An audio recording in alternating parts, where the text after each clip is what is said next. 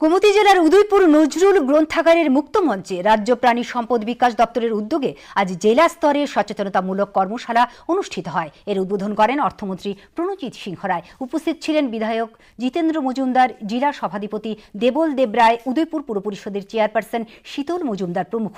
অনুষ্ঠানে প্রাণী সম্পদ বিকাশ দপ্তরের বিভিন্ন প্রকল্পে সুবিধাভোগীদের হাতে আর্থিক সহায়তা তুলে দেওয়া হয়। গোমতী জেলার প্রাণী পালকদের জন্য এই কর্মসূচি অত্যন্ত গুরুত্বপূর্ণ বলে উল্লেখ করেন অর্থমন্ত্রী। কারো কাছে অনুদান চাওয়া এই টপিকস থেকে ভারত সরকারের এবং রাজ্য সরকার এই জায়গা থেকে মানুষকে মুক্ত করে আনার প্রচেষ্টা নিয়ে কাজ করছে।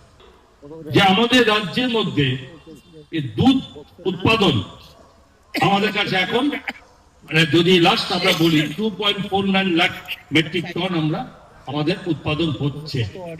এই যে যোজনাগুলো নেওয়া হয়েছে এই যোজনা মোতাবেক আমাদের টার্গেট লাস্টের 2.96 লাখ মেট্রিক টনে আমরা পৌঁছাবার জন্য এই সমস্ত যোজনা নিচ্ছি।